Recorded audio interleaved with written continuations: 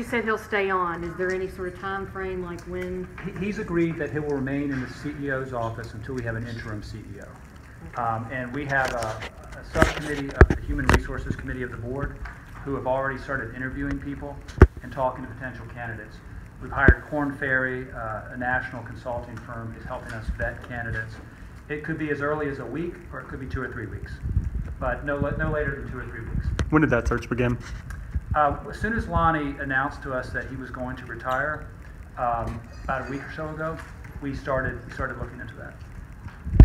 Leighton, could anybody look at this situation and say that Mr. Carter would make this decision under some degree of duress? No degree of duress. Lonnie knew when we started talking about suspending nuclear construction. He said to me, "This might be my time to retire." He wanted to stay through the construction of those units. 13 years is a long time to run a company like Santee Cooper. We had agreed that he would stay until the end of the construction. When he knew that wasn't going to happen, he said the retirement might be a good time. So there was no directive from the board that you either retire or... No directive from the board. What kind of company will the next CEO inherit when you guys do get a new CEO?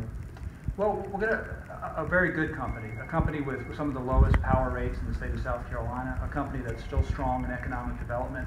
All of the things that Santee Cooper has been doing really well. Low cost, reliable power, active in economic development. Those things are going to continue, and we're going to find a CEO that will continue those things, continue to contribute to South Carolina. Do you expect anyone else to retire as part of the executive team? We do not. Or resign? No, we do not. We have several members of the senior team that are close to retirement. We hope that they'll stay on and help us through this transition. How long would you expect to have an interim before seeking a more permanent? We anticipate that could be anywhere from 6 to 9 months, depending on the search. It's going to be a very fulsome search for a CEO.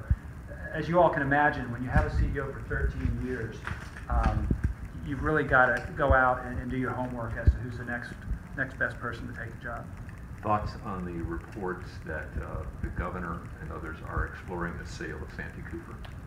We are in full cooperation with the governor on that. I think the governor's main goal is to see that units 2 and 3 get completed. And if selling Santee Cooper is part of that process, we are in support of that. And Carter will continue to work on that. He will. He's agreed that he will continue to work with the legislature in its efforts to understand how this happened, and he'll also work with the governor in his efforts to see that 2 and 3 get completed. Mr. Lord, what are the possibilities of selling off Santee Cooper share and continuing the project? I'm sure you all looked at that. What do you think? Well, we have. As soon as we saw that completing 2 and 3 would be difficult, we started exploring options. We actually looked at selling part of our interest 3 or 4 years ago, so it's been something we've always considered. There are a lot of options out there. The other option is that it's not unusual for big construction projects in the utility industry like this to be mothballed and then come back. One of our major units at the Cross Generating Station was put on hold for 11 years. It's now operating. So in the utility industry, it's not unusual to pause and then have a generation facility come back later. There was a nuclear facility by Tennessee Valley Authority that was put on pause, and it's just been put back. So at the end of the day, we would love to see these units built. And we'll do everything we can to make that happen. Well, Duke just announced today that they're bailing on those 2 AP 1000 units at Lee. Okay. That seems to be an indication that, at least with Westinghouse in this project, that it may not be a good idea. So what do you think? Well, really in the best case scenario. And the reason that sometimes generation units get put on hold is it may not be a good idea today, but we've got to set those units up so if it's a good idea in a year or 2 years or 11 years, they've got the opportunity to get built. And that's the key. We want to do everything in our power to help the governor to make sure that those units get built eventually. What kind of hole is there in place now that Carter's not with you all anymore? I mean, how are you going to replace him? He's still with us. He's still with us. He's still in the position of CEO. He's agreed to stay in that position until we have an interim CEO. We'll have an interim CEO in that position. That person will then run the company, and we will do a full search for Santee Cooper is absolutely not rudderless. And you said he's been with the company for 35 years. He came 35 straight years. out of the Citadel pretty much, right? I don't know that. I think he did. Yeah. Okay, yeah, he did. He came straight out of the Citadel. And again, I told Lonnie I'm in admiration of anyone that's been in the same job for 35 years. What will It's a great Carter's post-retirement pay package be? He gets it's Avery, we can get that. yeah, it's a severance package that is contractually agreed to ahead of time. So. There's been some testimony before the House committee that's looking into this from Scott Elliott that possibly SCE&G kind of rushed into this without doing enough due diligence.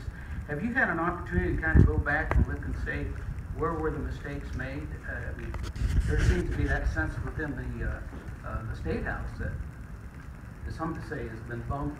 The House majority leaders refer to it as sordid.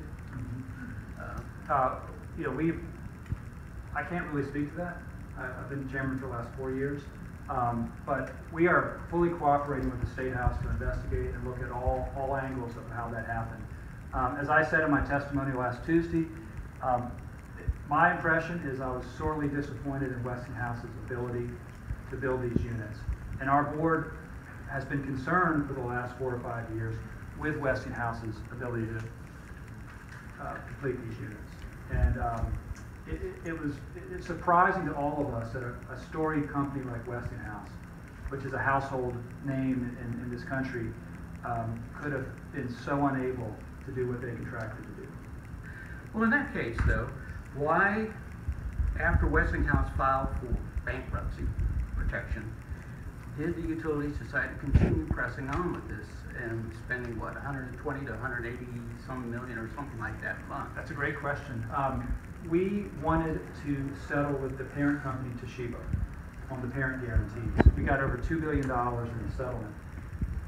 Those guarantees were contingent on completing the units. If we'd announced suspension of the units before we settled the Toshiba guarantees, Toshiba could have refused to pay those guarantees. So we had to maintain the appearance that we were moving forward until we had a signed settlement with Toshiba, or else we would have stopped it immediately. Was there any thought earlier, you said that there's been some concern on the board for the last 4 or 5 years that Westinghouse wasn't coming through, that maybe should have bailed earlier or suspended? Or We discussed that on a monthly basis. Mm-hmm. We were very concerned. We withheld payments at one point that forced the fixed price contract. We were then optimistic that the fixed price contract would protect Santee Cooper and let us move forward. What we didn't know is that the fixed price contract possibly forced Westinghouse into bankruptcy. And it was only through the bankruptcy and the disclosures in the bankruptcy court did we learn the extent of Westinghouse's inability to complete those units. It was only then we learned that the cost was double. It wasn't 25% higher, it was double. And 25% higher would have been a struggle, but we could have done it. Double was untenable to our ratepayers. We could not put that cost on our customers. It would have been a 41% rate increase, and that's not in the best interest of Santee Cooper's customers. Leighton, what is your message to all of those angry customers out there, all of those people who lost their jobs in this debacle? We know, look, one of my paralegals' husband works security out there. I mean, every one of us knows people that lost jobs in that project. And as I said in my testimony, if Westinghouse would have lived up to the contract that we signed with them, we'd still be working on that project. We signed a contract to complete those units for a fixed price, and if Westinghouse hadn't filed for bankruptcy and hadn't doubled the price on us, we'd still live up to our contract. What's the future of the partnership with South Carolina Electric and Gas? Do you expect... We still jointly own Unit 1. Mm-hmm. Unit 1 is very efficient, low-cost power, and we'll keep running it. All right, is there anybody that's not asked a question? Let's ask one. Okay, we'll do one more question. John? The Bechtel report that was subpoenaed, where's that stand? Has that been Well, submitted to Senate? I'm not sure the official subpoena has come over yet. The board's position is we would welcome the public disclosure of the Bechtel report. You want to SNG and Santee Cooper jointly on the Bechtel report? It's a joint product of a lawyer who was jointly hired by the two companies.